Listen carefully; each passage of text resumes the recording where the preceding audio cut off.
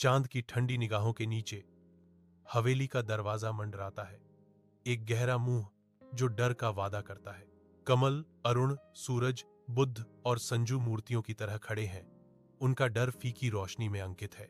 जैसे जैसे छायाएं लंबी होती जाती हैं, परिचित आकृतियां राक्षसी आकृतियों में बदल जाती हैं, क्योंकि डर उनके दिलों को जकड़ लेता है। एक अचानक बहरा कर देने वाला धमाका चुप्पी को तोड़ देता है, क्योंकि विशाल दरवाजा बंद हो जाता है, जिससे उनका भाग्य सील हो जाता है। आवाज गूंजती है, कयामत का आखिरी गूंजता हुआ नोट, जो उन्हें हवेली के ठंडे आलिंगन में फंसा लेता है। भव्य हवेली के अंदर दहशत छा जाती है, क्योंकि 5 दोस्त भागते हैं। उनके चेहरे डर से भर जाते हैं। बाहरी दुनिया से जुड़ने के लिए किए गए हताश प्रयास व्यर्थ साबित होते हैं, क्योंकि प्रत्येक मोबाइल फोन एक खतरनाक लाल निशान दिखाता है, एक संकेत की अनुपस्थिति उन्हें हवेली की दीवारों के भीतर और फंसाती है, जिससे वे तत्काल बचाव की किसी भी उम्मीद से अलग हो जाते हैं। हताशा बढ़ती है, क्योंकि उन्हें एहसास होता है कि तकनीक पर उनकी निर्भरता उनकी सबसे बड़ी कमजोरी बन गई है। आंखें इधर उधर घूमती हैं, बढ़ती हुई गंभीर स्थिति से स्पष्टीकरण या बचने का रास्ता खोज रही हैं। एक समय में आकर्षक लगने वाला हवेली अब एक सुनहरी पिंजरे जैसा लगता है, जिसकी सुंदरता उनके अलगाव की ठंडी वास्तविकता को छुपाती है। आधी रात में हवेली शांत खड़ी है, जिसकी प्राचीन दीवारों पर लंबी और विकृत छायाएं खिंची हुई हैं।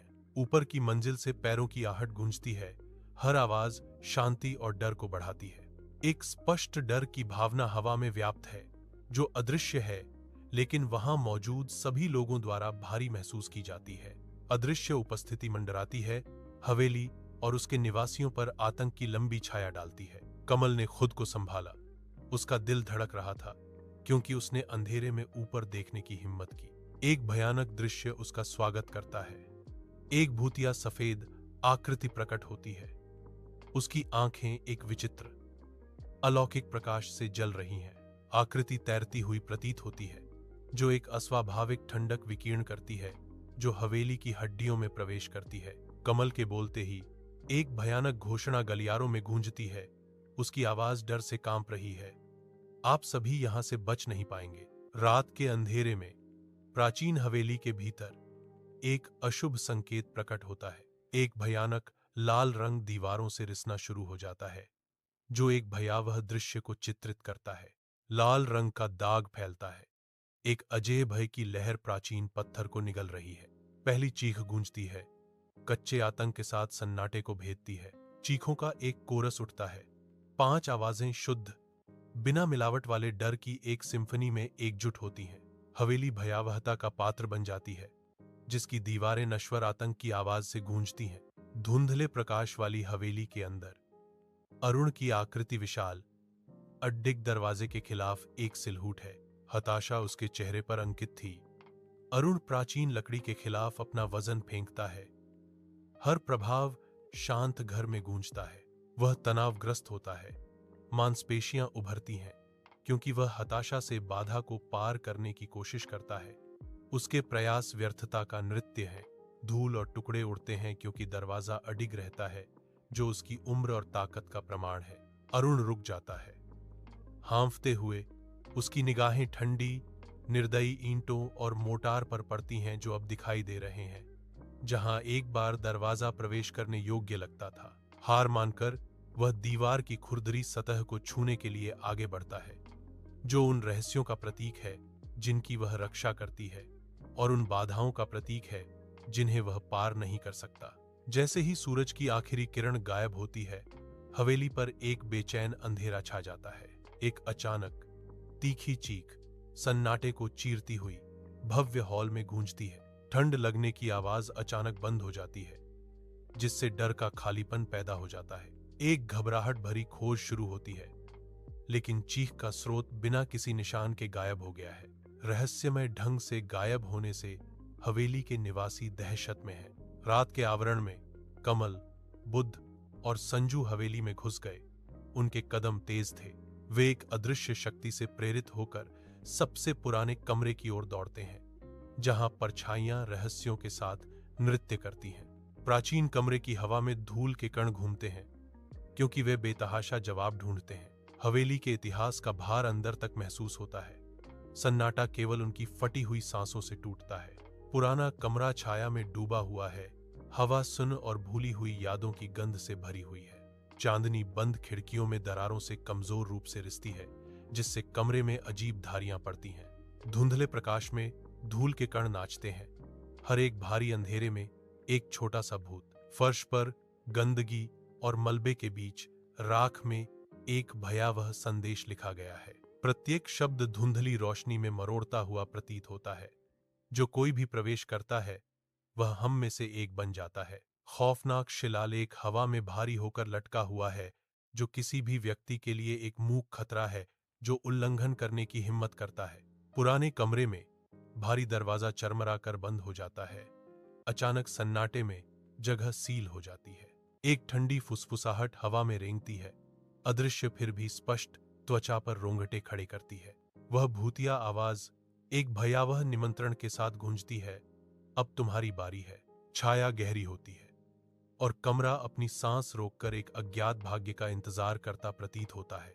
रात के अंधेरे में डूबी हवेली में बुद्ध और संजू डर से कांप रहे हैं। कमल का चेहरा चिंता से भरा हुआ सांत्वना देने की कोशिश करता है, लेकिन उसकी आंखें उसके अपने डर को उजागर करती हैं। अनकही आशंका से हवा भरी हुई है। हर छाया एक छिपे हुए खतरे को आश्रय देती प्रतीत होती है।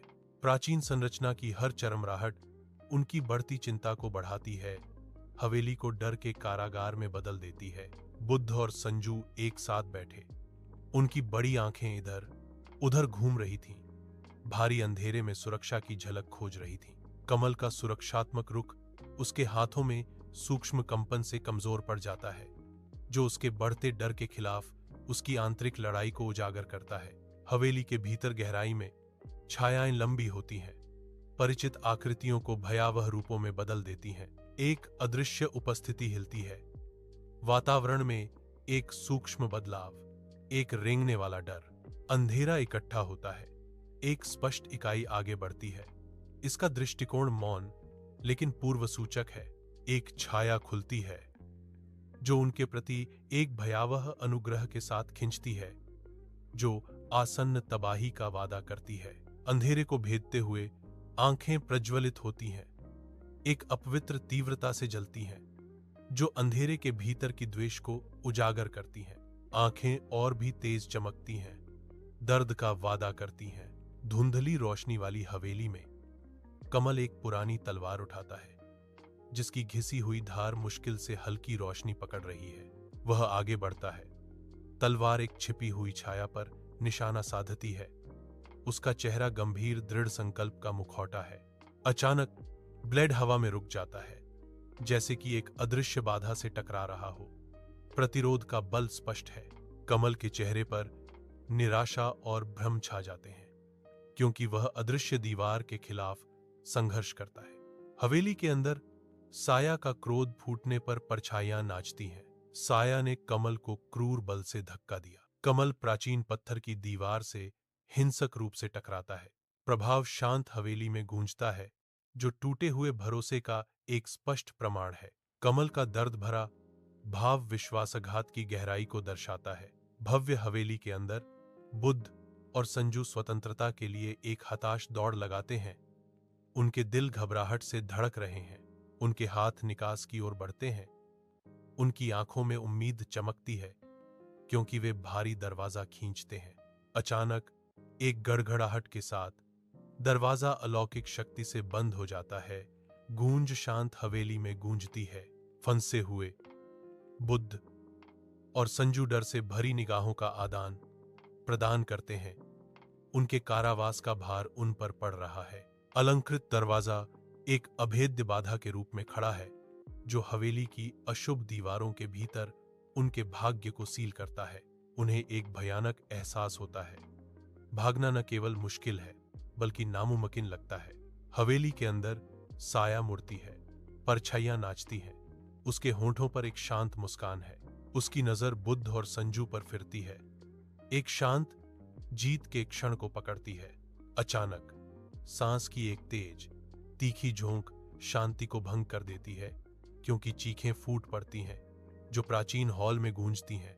चीखें अचानक बंद हो जाती हैं, जिससे एक बेचैनी भरी चुप्पी छा जाती है जो हवा में भारी हो जाती है। एक भयावह क्षण के बाद हवेली में एक अशांत शांति छा जाती है।